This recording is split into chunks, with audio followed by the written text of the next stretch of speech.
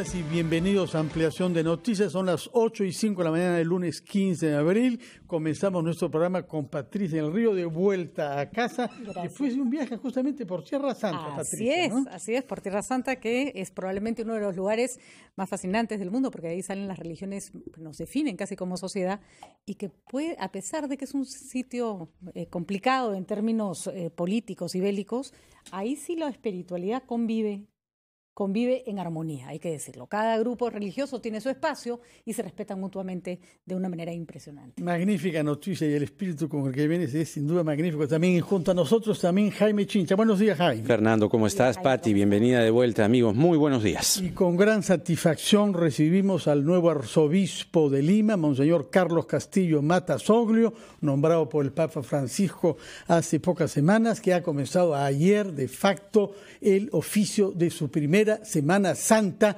en la diócesis de Lima. Y justamente queremos preguntarle que explique a los televidentes y oyentes de RPP qué cosa es la Semana Santa, por qué comienza el Domingo de Ramos, cuál es el rito que se celebra el Domingo de Ramos y cómo lo ha vivido usted en la Catedral de Lima. Bueno, buenos días a todos. Muy honrado de estar en RPP, con una alegría muy grande. También cumplo una deuda porque nunca les he hablado todavía por RPP y hoy día quiero realmente saldar esa deuda. Quería decirles que esta pregunta que me hacen es importante porque la Semana Santa no solamente es una costumbre, sino que es la renovación permanente, consciente, de parte de la Iglesia de algo que también Jesús hizo conscientemente. La Semana Santa es la semana en la cual Jesús, podríamos decir, después de haber caminado haciendo el bien, producto de que el Padre es Dios, Él dice eso, ¿no? Lo envía, yo soy el enviado, ¿no? El testigo del Padre. Él, habiendo predicado que Dios es amor y que su reino de amor debería vivir en Israel, se da cuenta de que los sacerdotes de Israel, que son el núcleo central, en ese caso eran los saduceos, el grupo más importante de los sacerdotes, habían implantado un régimen religioso sumamente complicado, basado sobre todo en una exageración de la ley. Y en esa exageración lo más importante es que Dios amaba a los que lo amaban, pero también podía odiar a los que lo odian. Y por lo tanto, incluso dice en el Deuteronomio, podía destruir sus personas. Esta concepción religiosa estableció una situación de miedo que generó en el conjunto del pueblo de Israel una concepción. Los cielos se han cerrado, no hay esperanza. Y entonces, cuando viene Jesús, ya empieza esa esperanza a nacer, porque Jesús anuncia a Dios como su Padre y como aquel que lo envía a unirse a la gente pecadora que sufría justamente el peso de esa religión. Es una religión que pesaba enormemente. Y entonces, producto de ese anuncio, vamos a decir, abierto, sencillo y esperanzador, la gente lo sigue. Y Jesús se da cuenta de que había que continuar anunciando ese reino, pero esta vez con la oposición radical del grupo gobernante del templo, que además estaba muy relacionado con el Imperio Romano. El asunto central es que Jesús, digamos, se ve cercado y tiene que, así como anuncia el reino más fácilmente a la gente en las periferias, en Galilea, entonces estaba en Galilea, luego se da cuenta de que hay una celada y que lo quieren matar por haber anunciado el reino. Y entonces Jesús tiene que tomar una decisión y toma la decisión definitiva de su vida. El ir a Jerusalén, anunciar el reino ahí, al corazón de donde está el poder. Y ciertamente le tienden una celada para matarlo. Jesús entonces se adelanta, y la Semana Santa es justamente ese adelanto en donde Él decide cumplir la promesa de que si Dios lo ha llamado para anunciar el amor, esta debe cumplirse amando, inclusive en la adversidad. Y es una decisión muy tremenda que está expresada en el huerto de Getsemaní, en la oración del huerto. Si es posible, Padre, aparte de mí este cáliz, pero que no se haga mi voluntad, sino la tuya. Es decir, tu voluntad de amor se cumpla, a pesar de que pueda costar inclusive, si es que es necesaria, mi muerte. No es que buscaba la muerte. Jesús no es un masoquista que busca que lo maten, Jesús es alguien que considera las condiciones y reflexiona sobre el sentido de lo que ha anunciado y quiere cumplirlo. Y por lo tanto establece una estrategia de perdón. Para eso entonces, si uno lee los textos, y ayer los hemos leído con la gente, ¿no? Porque hemos salido al centro de la Plaza de Armas y hemos entrado a la iglesia como símbolo de Jerusalén, las palabras de Jesús son: vayan y díganle a fulano que hay un burrito que lo tomen. Le dice: el Señor lo necesita, y vayan y lo toman, ¿no? Lo había planeado. Había planeado anunciar que Dios es amor y que su reino, a pesar de que aparezca lejos, no está lejos, está cerca. Había planeado decirlo en los términos en que está en la Biblia, en el Antiguo Testamento, cuando en el pasado pasó una cosa parecida con alguien importante que después hablaremos. Ese es el rey Zorobabel.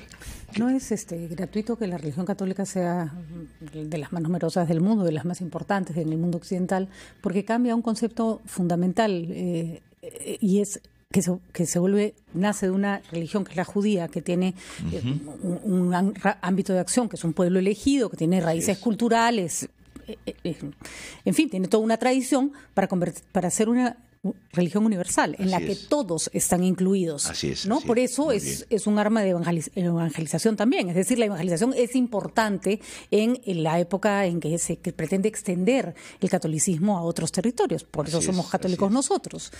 ¿Por qué una religión que nace en la figura de Jesús con una propuesta tan inclusiva, que todos son hijos de Dios, genera dentro de los mismos representantes del catolicismo tanta... Yo me atrevería a decir, sin ofender a nadie, un pleito inútil, ¿no? Tanta discusión estéril por cosas que, como si no cabieran puntos de vista distintos dentro de una iglesia tan universal, tan grande, tan extendida en sociedades distintas además. ¿Siempre ha sido así? ¿Se están agudizando estas diferencias entre grupos distintos dentro de la iglesia católica? Vamos a ver. Jesús extrae de su camino y del camino de la historia de Israel el acontecimiento de que siempre que hubo alguien que hablara era perseguido. Y más en concreto, digo, como antecedente histórico, están sus genealogías. El rey Zorobabel, que fue asesinado por los sacerdotes para tomar el poder y quedarse 6 siglos en el poder. Jesús toma esa tradición de los que meditaron sobre ese rey bueno, que por fin recapacitó y quiso hacer la voluntad de Dios, y a lo largo de esos 6 siglos fueron cultivando ese pequeño grupo que vivía en el corazón del pueblo pobre, sencillo, fue cultivando una cosa muy importante: Dios salva a través de lo escondido y de los escondidos de la historia. Y se llama el siervo sufriente, para el cual hay 4 cánticos que hizo Isaías preciosos. Ese siervo sufriente es el que Jesús, diríamos, para realizar su misión, recoge, y por eso es que toma un burrito. Y con ese burrito entra en Jerusalén como signo de la esperanza. La gente evidentemente lo aclama, pero luego hay toda esta trama del juicio que está muy bien narrada en los 4 evangelios y que muestran, podríamos decir, la voluntad de Jesús de que, y lo dice muy claramente en Marcos sobre todo, pero ayer en Lucas también, muestra la voluntad universal de su misión. Cuando se dice se rasgó el velo del templo, es decir, se acabó la religión, ya que se cierra en sí misma y que no quiere, digamos, sino una actitud exclusiva, que lo que hace es simplemente separar a los seres humanos y decirles: nosotros somos los posesores privados de la salvación y de la verdad, ustedes no son una muchedumbre infecta, no, que se llena de pecadores, que no sirve para nada. Monseñor, disculpe que cuando nos está hablando de cosas celestiales tengamos que hacer valer que aquí en la tierra hay límites de tiempo. Permítanos, por favor, ir a una primera pausa. Ya.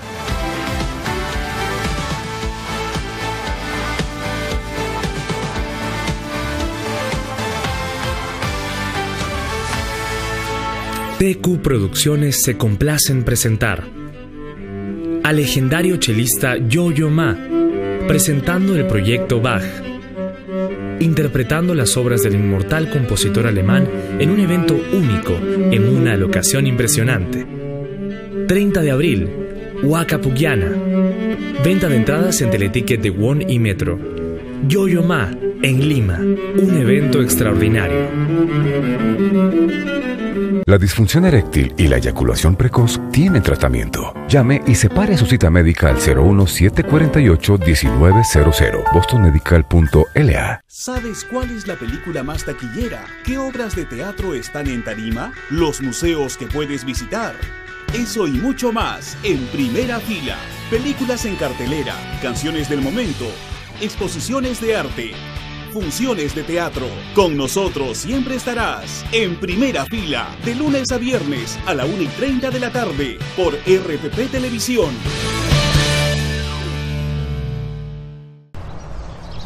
Radio Oxígeno.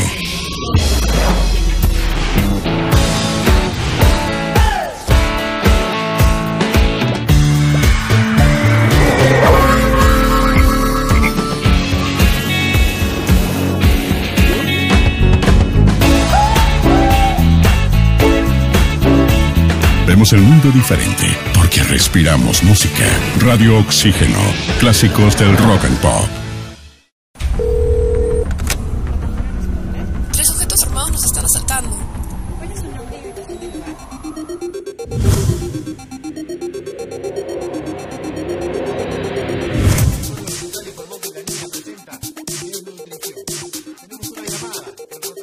Cuando estés lejos de sentirte seguro, contacta al Rotafono, la línea de ayuda más efectiva.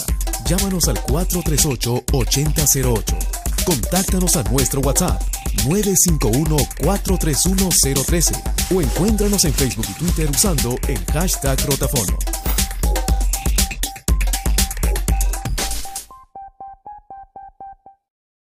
¿Sabes cuál es la película más taquillera? ¿Qué obras de teatro están en tarima? ¿Los museos que puedes visitar? Eso y mucho más en Primera Fila. Películas en cartelera, canciones del momento, exposiciones de arte, funciones de teatro. Con nosotros siempre estarás en Primera Fila, de lunes a viernes a la 1:30 de la tarde por RPP Televisión.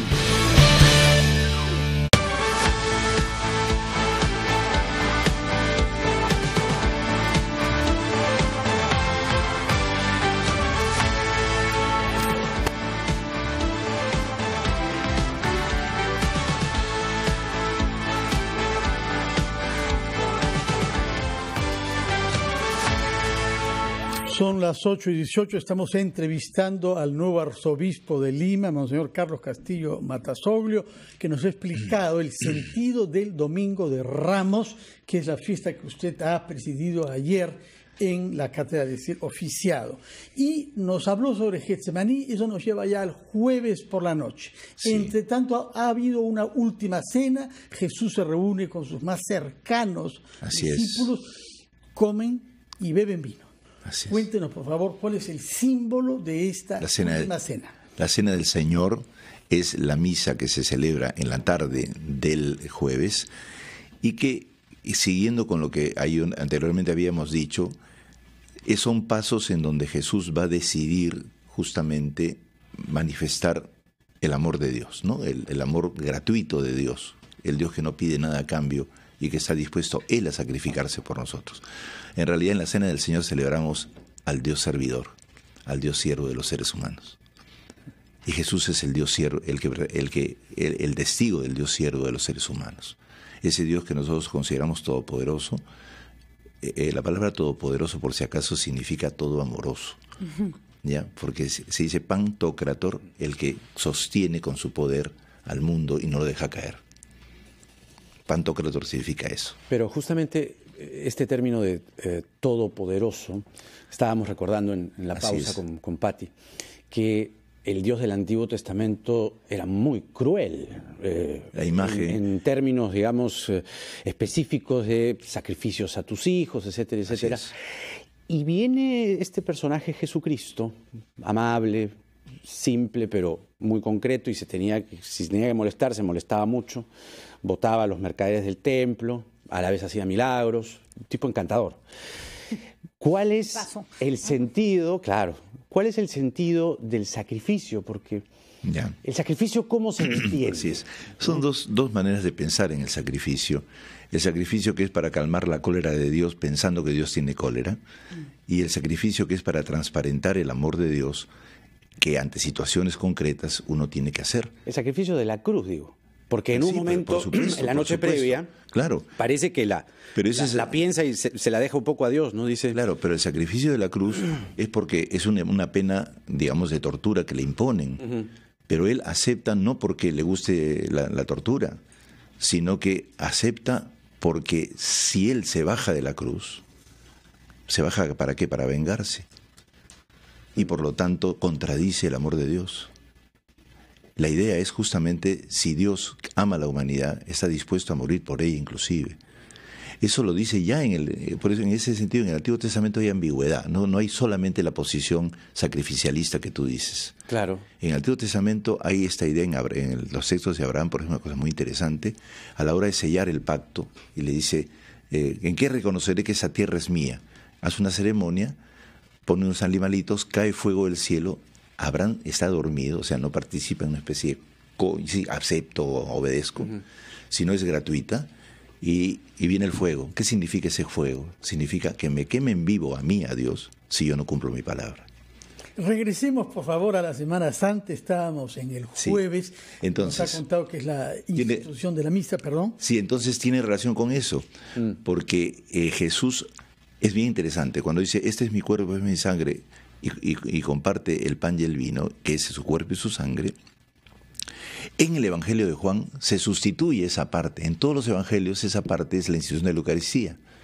En el Evangelio de Juan esa parte se sustituye, y en el momento en que estaban cenando, se levantó, tomó una toalla, ¿no? Se quitó el manto y empezó a lavarle los pies a sus discípulos. O sea que hay una equivalencia entre Eucaristía y servicio.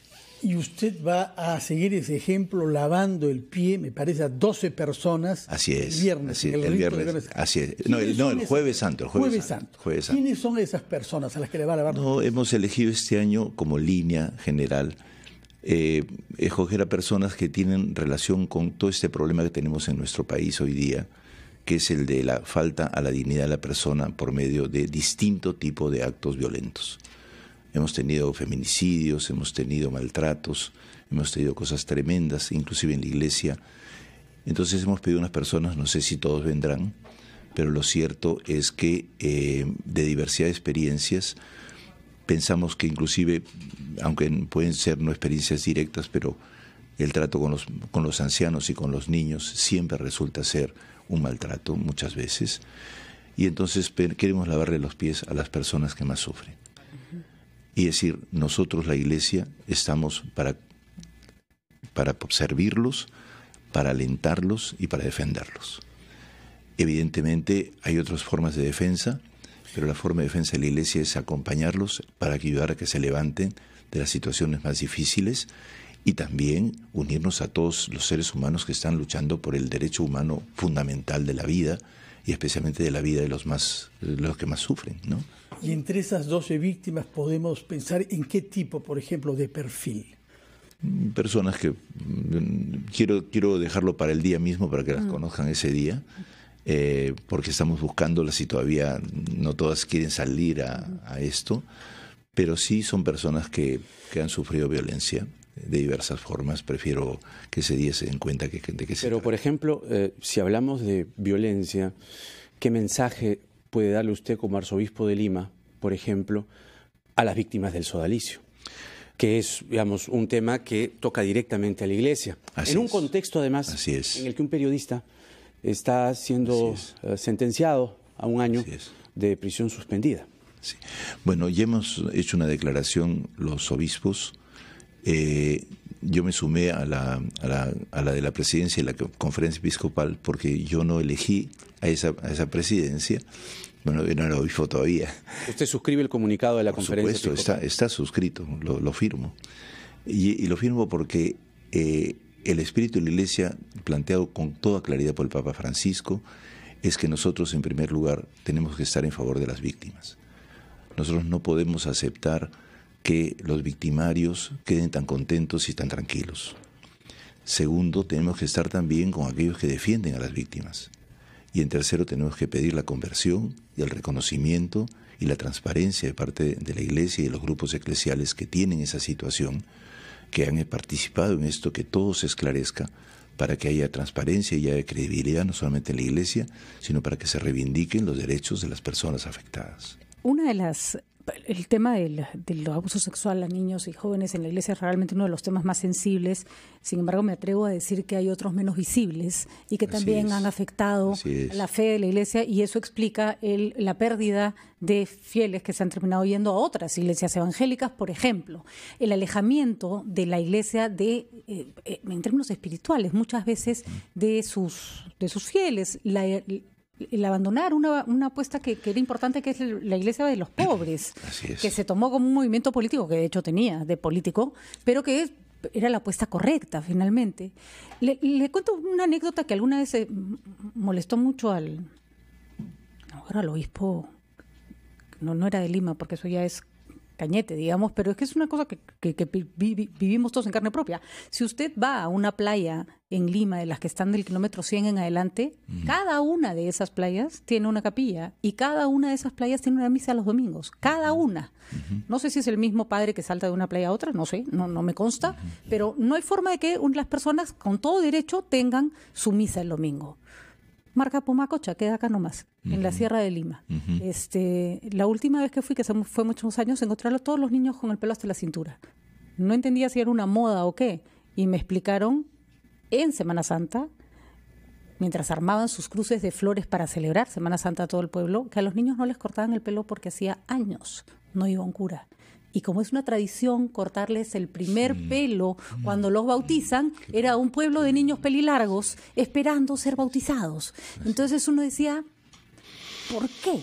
¿Por qué podemos tener curas en toda una...? De hecho, es más fácil llegar a una playa en Asia que llegar a Marcapomacocha, pero... Sí. Pero ¿qué pasa? ¿Por qué esas desigualdades, incluso dentro de la propia Iglesia, ¿no? Mira, para relacionarlo con el Jueves Santo, justamente... La perspectiva de una iglesia servidora, que es la que Jesús plantea con toda claridad en el lavado de los pies, es justamente la que va creando las condiciones para ser misionera y atenderlo todo y crecer de acuerdo de acuerdo a las periferias que existen. El Papa Francisco ha dicho claramente, la iglesia tiene que ser en salida, porque si nosotros hacemos una iglesia autorreferencial, que solamente ya se queda con el grupito que está, nunca atiende y nunca va más allá.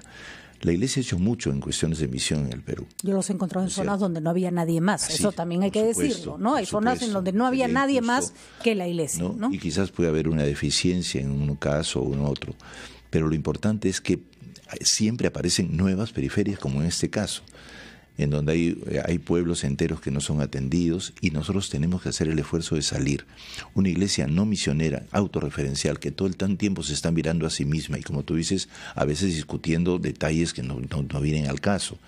Hay cosas importantes a discutir también, pero a veces se confunde, o inclusive a veces cosas importantes se tratan anecdóticamente y anécdotas se ponen como lo principal. Es como que se perdiera de vista que hay un punto en común que es más fuerte que las divergencias. Alguna vez el padre Gastón Garatea me dijo, con respecto a alguna discusión que había en un momento de la iglesia, me dijo, no existe una única manera de ser católico. Así es. Y ese es el peor error que se debe cometer. Existe una serie de reglas que todos debemos seguir, pero no todos viven su espiritualidad de la misma forma, ¿no? Mi tercera pregunta en el día que fui ordenado era, ¿qué nuevas formas debe tener nuestra iglesia?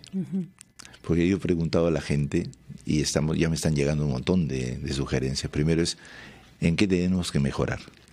Segundo, ¿qué nuevas periferias tenemos que atender? Y tercera, ¿qué nuevas formas tiene que tener la iglesia? Porque la iglesia no está hecha, la iglesia se va haciendo. Así es. Y eso es un error, decir que ya la iglesia está hecha, como que tú le pones la cuerda y empieza a funcionar. No, el que encaja bien y el que no, chao, ¿no? Porque finalmente se vuelve a volver exclusiva y cerrada, que era justamente lo contrario que se pregonaba. Se repite la historia que pasó con Israel. No, señor, permítame que haga valer los derechos del tiempo. Usted nos ha ofrecido 30 minutos que están por vencer. Hemos hablado sobre el Jueves y Viernes Santo, sobre la muerte de Cristo en la cruz, en la que pronunció 7 palabras, pero todo esto termina el domingo de gloria. Díganos cuál es el signo de este día, por favor, y si hay innovaciones en la puesta en escena del rito que usted va a presidir. 2 cositas. Primero, para no olvidar el Viernes Santo. El Viernes Santo hay solamente un oficio, no hay misa a nivel mundial, porque nada puede sustituir a la muerte real de Jesús, ningún rito. Es un rito más bien que se comparte la comunión, se adora la cruz, pero es un rito que por sí mismo, diríamos, no es misa. La gente antes vestía luto. Así es, así es.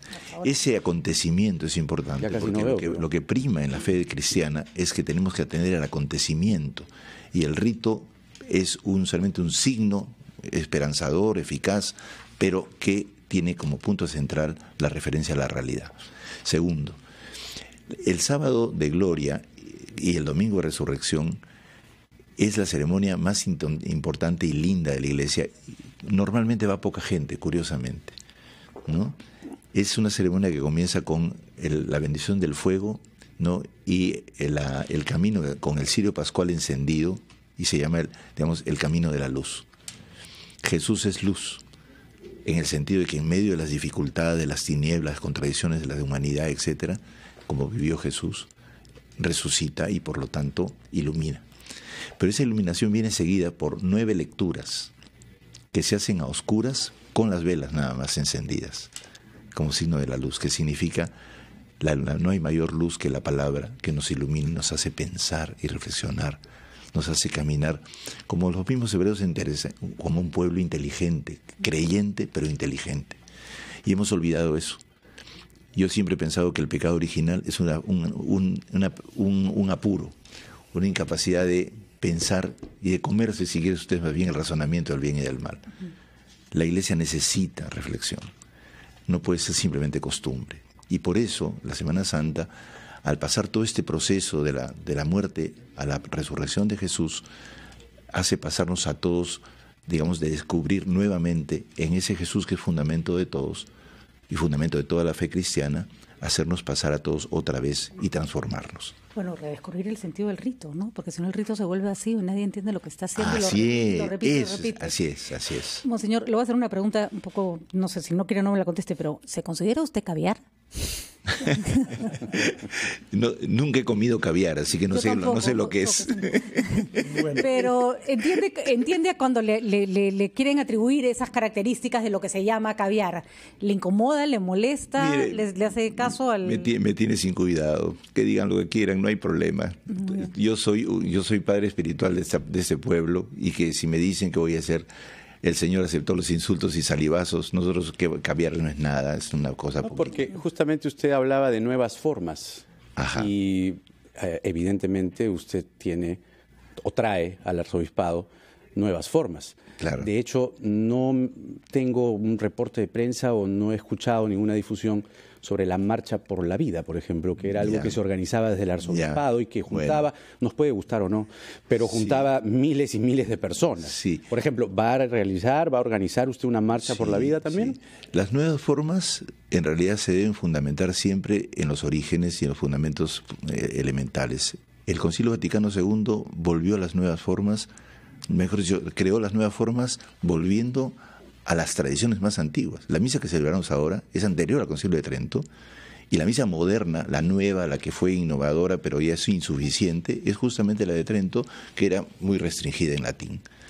La forma antigua es la que vivimos nosotros ahora, la más antigua de todas. O sea, realizar las nuevas formas están siempre basadas en los fundamentos más principales y fundamentales de la Iglesia. Yo hablaba de las nuevas formas dentro de la Iglesia, ¿no? Ahora bien, en este tiempo. Y ahora en este caso concreto, pues sí, nosotros vamos a realizar la Marcha por la Vida con algunas modificaciones, evidentemente. El Papa insiste hoy día... ¿Modificaciones de qué tipo, más o menos? ¿Ah? ¿De qué tipo? O sea, el podernos centrar en que la vida... es un amplio espectro. Hay la vida del no nacido, que es una vida fundamental. Sobre la que usted no tiene al contrario, creo que es necesario que todos reparemos en esa cultura un poco abortista que tenemos, que si tengo un problema, pues me deshago. Ahora, hay condiciones y hay que comprender muchos casos de personas que han sufrido el aborto y entonces se desesperan de este problema, ¿no? Que han hecho eso, ¿no? Pero hay que comprender. Pero como principio no puede aceptarse. No es negociable. No es negociable en ese sentido. Pero el asunto es que simultáneamente vivimos una serie de vidas que están siendo afectadas. Entonces nosotros tenemos que, si tenemos que marchar, hay que marchar por todas las vidas y por la vida de todos. Sobre todo, alguna vez hemos comentado con las personas que organizan la marcha, nadie puede estar en contra de una marcha por la vida, nadie. Nadie, Pero, por favor. ¿qué pasa con la vida de ese niño que inicialmente no viene al mundo deseado? Porque ya defendemos la vida del no nacido, ¿y qué pasa con la vida del nacido? Claro, y el ¿No? Una vez que nació, ¿qué muchas pasó con él? contradicciones y contrariedades y maltratos. Entonces, yo simplemente lo he compartido con algunos hermanos obispos. Vamos a buscar que haya una apertura a que todo el pueblo se una en todas las tendencias, grupos y pensamientos, de que la vida sea cultivada como dignidad humana absoluta, la de la mujer, la de los trabajadores, la de la gente despreciada y maltratada. Y todos esos, eso es una cosa importante porque es una realidad muy abierta y muy llena de problemas. Entonces, defender todas las vidas. Marchar por la vida también podría ser marchar por la igualdad de género. Por la igualdad entre las personas de sexos distintos y de situaciones también distintas. Hay personas que pasan por una serie de procesos humanos y es necesario también respetarlas a ellas. Señor Carlos Castillo, muchas gracias por el tiempo que nos ha usted concedido. Feliz Semana Santa también para Muchísimas usted, gracias para a los ustedes. creyentes y no creyentes de las diosas de Lima. Como usted sabe, las ondas de RPP están al servicio de la Iglesia y de representante en la Arquidiócesis de Lima. Muy buenos días y feliz Semana Santa. Gracias por todos sus aportes. Muchísimas gracias. Gracias a usted. Hacemos una pausa para hablar sobre cosas terrenales con la presidenta recién electa de la CONFIEP, señora María Luisa León. Hacemos una pausa.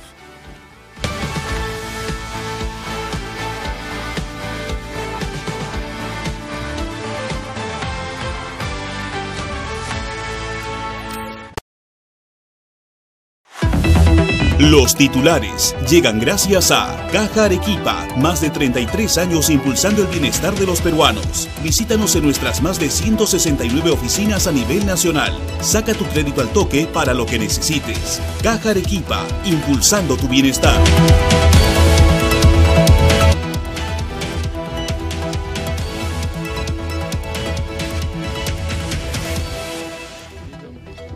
El exministro Luis Nava aseguró que cuando su hijo salió del país no conocían de alguna orden de impedimento de salida. Indicó que viajó por un tema de salud y regresará al Perú. Hoy se realizará la audiencia de apelación contra la detención preliminar de 10 días dictada contra el expresidente Pedro Pablo Kuczynski. El presidente Martín Vizcarra aceptó la renuncia de los ministros Carlos Brus y Edmer Trujillo a sus respectivas carteras. Son las primeras bajas del gabinete de Salvador del Solar en tan solo un mes. Un anciano de 100 años perdió la vida en el incendio de la azotea de un colegio en el distrito de San Luis. La víctima no trabajaba en la institución y vivía de la caridad de los vecinos. El secretario del Tesoro estadounidense, Steven Mnuchin, anunció que trabajan en la creación de un fondo de $10.000 millones para ayudar al futuro nuevo gobierno de Venezuela a reconstruir su comercio exterior. La selección peruana sub-17 no logró clasificar al Mundial de Brasil tras los resultados de los últimos partidos del sudamericano de la misma categoría.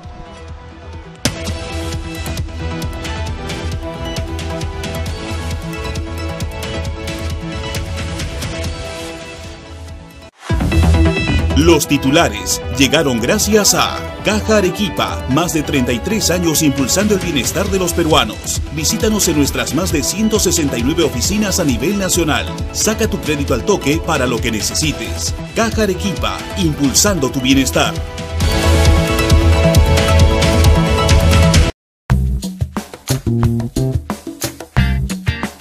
Si estás pensando en refinanciar tu deuda, tienes que tener en consideración algunos temas. Por ejemplo, el refinanciar significa que no estás cumpliendo con el plazo pactado con el banco. Es decir, inicialmente pactaste 12 meses, ahora le estás diciendo para pagarle en 16. La institución financiera está obligada a reportarte de una manera negativa ante una central de riesgo. Pasarás de calificación normal a una calificación de cliente con problemas potenciales. Una opción para esto es que tú puedas vender tu deuda a otra institución del sistema financiero. De esa forma no serás calificado de una manera negativa. Si se trata de una tarjeta de crédito en la cual vienes haciendo el pago revolvente, es decir, el pago mínimo indispensable, puedes hacer lo mismo. Puedes venderlo también a otra institución y poder ahorrarte un dinero en los intereses que estás pagando.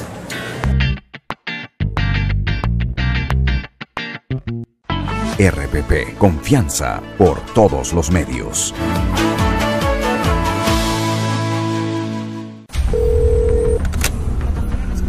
Tres sujetos armados nos están asaltando. ¿Cuál es su nombre y ubicación del lugar?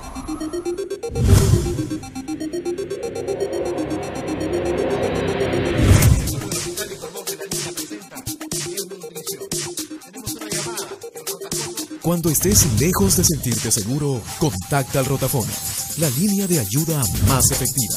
Llámanos al 438-8008. Contáctanos a nuestro WhatsApp 951-431-013 o encuéntranos en Facebook y Twitter usando el hashtag Rotafono.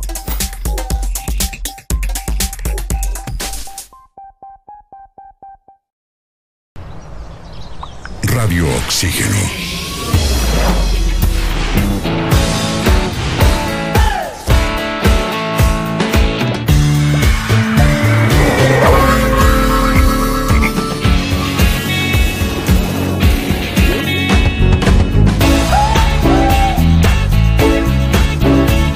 Vemos el mundo diferente porque respiramos música. Radio Oxígeno, clásicos del rock and pop. Tres sujetos armados nos están asaltando. ¿Cuál es su nombre y ubicación del lugar?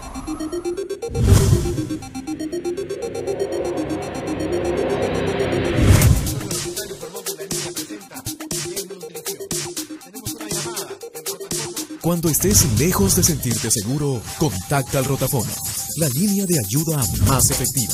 Llámanos al 438-8008. Contáctanos a nuestro WhatsApp 951-431-013 o encuéntranos en Facebook y Twitter usando el hashtag Rotafono.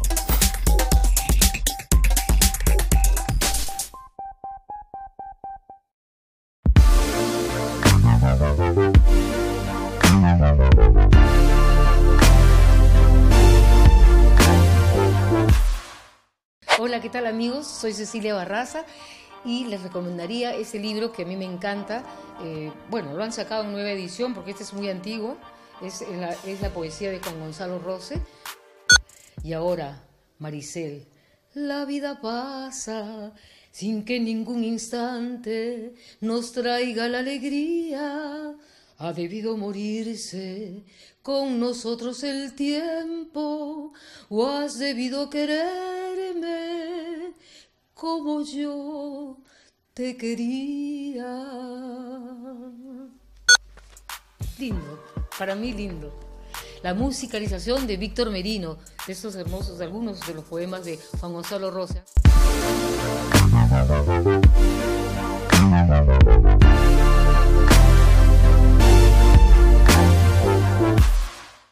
Un día como hoy llega gracias a Universidad Continental, la universidad de la Cuarta Revolución Industrial, con el ecosistema digital más completo para el aprendizaje.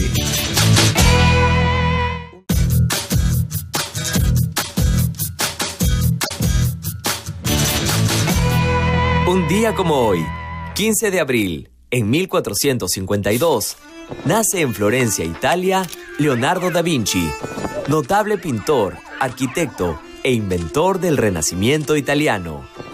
Considerado genio universal, cultiva con habilidad asombrosa las artes plásticas, la reflexión humanística y la inventiva ingenieril de su época. Concibe anticipándose al futuro el helicóptero, el submarino y una forma de automóvil. Investiga y desarrolla, entre otras ciencias, la anatomía y la óptica. Como pintor son célebres sus obras tituladas La Última Cena, La Gioconda o Mona Lisa y La Dama del Armiño. Muere en Francia en 1519.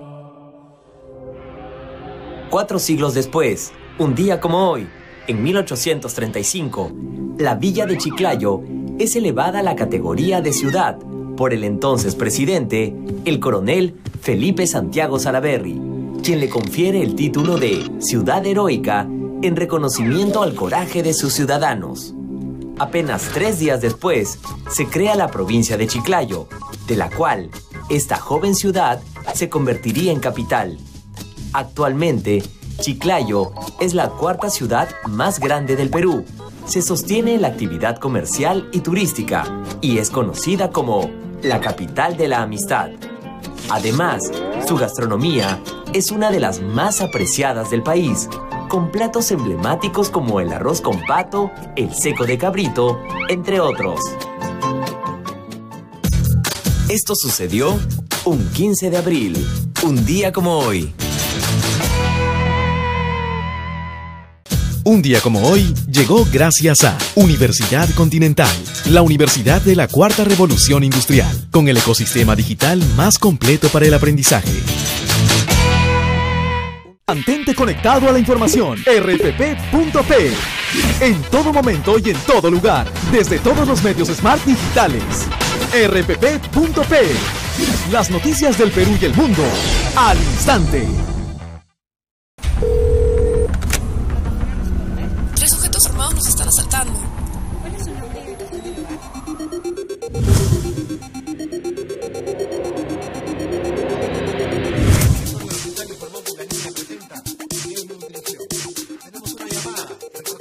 Cuando estés lejos de sentirte seguro, contacta al rotafono, la línea de ayuda más efectiva. Llámanos al 438-8008. Contáctanos a nuestro WhatsApp 951-431-013 o encuéntranos en Facebook y Twitter usando el hashtag rotafono.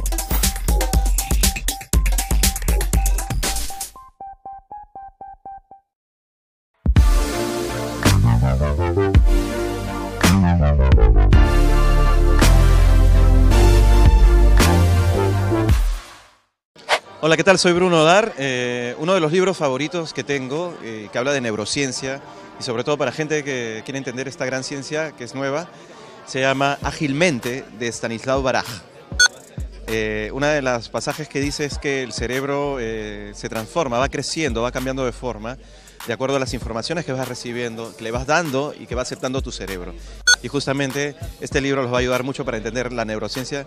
Es un libro magnífico. Se los recomiendo, Ágilmente, de Stanislav Baraj.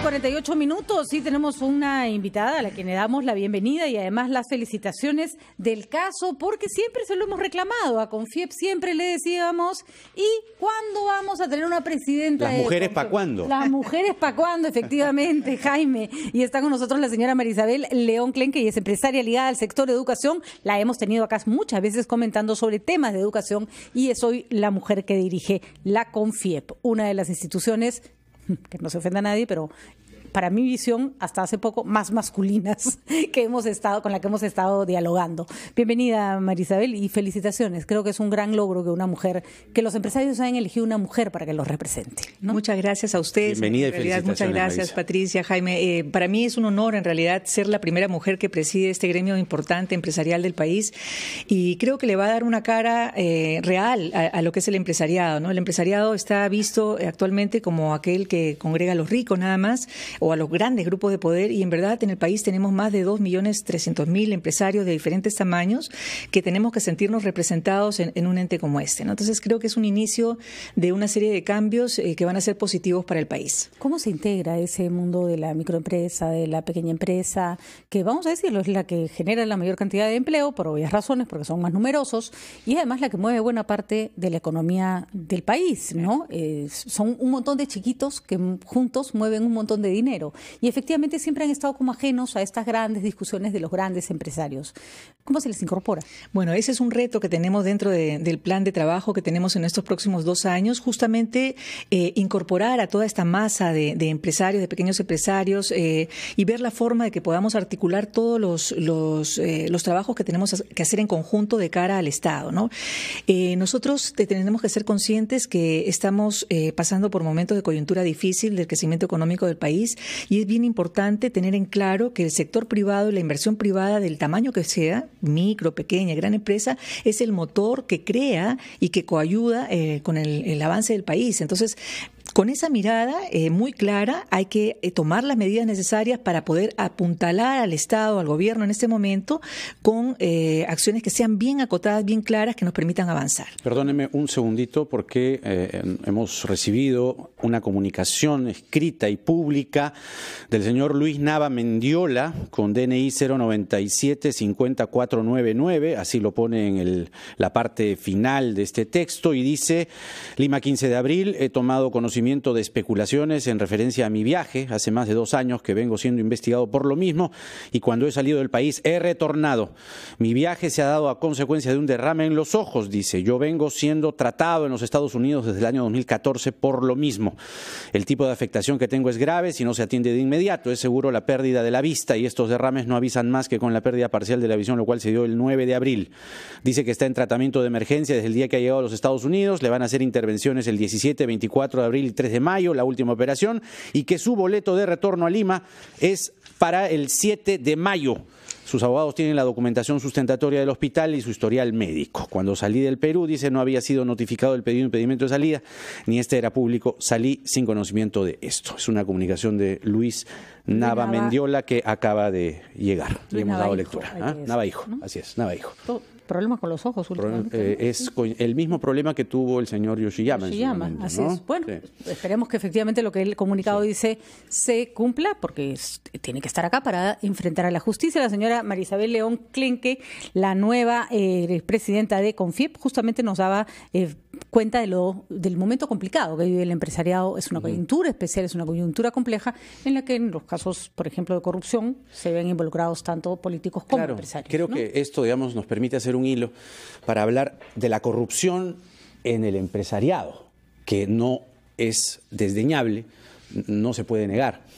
De hecho, su antecesor, el señor Benavides, en el último CADE, reclamó que había una suerte de persecución al empresariado a partir de las investigaciones con los casos de Fuerza Popular, en ese entonces Fuerza 2011, que han tenido, pues, y es innegable, están los atestados fiscales, carpetas de investigación y participación con dineros para aportar a las campañas. ¿Cuál es el deslinde que hará María Isabel León frente, primero, si suscribe lo que dice Roque Benavides respecto a esta persecución judicial a los empresariados, si hay un ánimo de bajarse al empresariado desde la judicatura, desde la fiscalía, y qué esfuerzos va a hacer desde CONFIEP para desterrar lo que queda de la corrupción en el empresariado, que no es poca cosa? Bueno, esa pregunta tiene 2 partes. La primera, quiero referirme al tema de los aportes de CONFIEP, supuestos aportes a Fuerza Popular. En el año 2011, CONFIEP, con su legítimo derecho de participar en la vida activa del país, hizo una recolección de fondos dentro de sus agremiados, alcanzó este monto $2 millones, para hacer una campaña de defensa de la empresa privada. Yo recuerdo mucho esos spots que tenían, por ejemplo, a personas que le hacían ver a la audiencia que tenían sus propiedades y que les pedían que no se bajaran el sistema. Ese era el mensaje de era una defensa de la campaña, al modelo económico y al sector privado, que además es legítimo de CONFIEP. Entonces, claro, en ese momento, en el año 2011, uno de los miembros de CONFIEP, que era Odebrecht, hizo un aporte de $200.000 que fue bancarizado.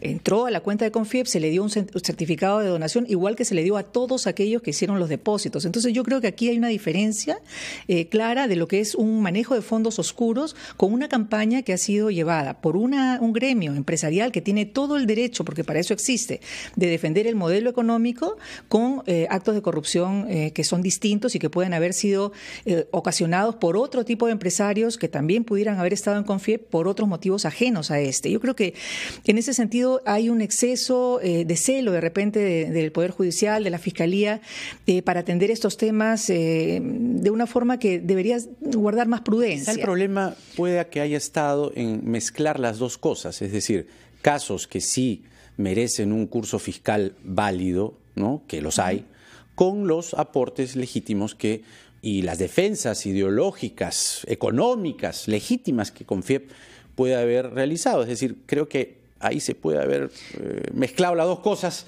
Y da la impresión de que se está defendiendo también casos de corrupción. Definitivamente. ¿No? Y esa es la segunda parte de la respuesta a la pregunta que has hecho, que efectivamente nosotros nos toca deslindar definitivamente contra todo aquel empresario, esté en nuestro gremio o no, que pueda cometer actos de corrupción. Lo lamentable, en lo que se ve en la coyuntura actual, es que se entienda que entrar a política y participar del empresariado para hacer obra pública implique robar, ¿no? Implique tener coimas, implique disponer de fondos que podrían haber sido destinados para crear más colegios o más postas médicas o más infraestructura a favor del país para que vayan al bolsillo de malos empresarios. Yo creo que eso sí tenemos que deslindar, digamos, definitivamente, y que aquellos que sean sancionados pues no deben participar de nuestra vida gremial y lo vamos a separar claramente, ¿no? Nosotros queremos deslindar absolutamente de estos actos de corrupción. Los empresarios no conspiramos contra el gobierno. Ayer escuché que una ministra lamentablemente se refería a CONFIEP como que conspiramos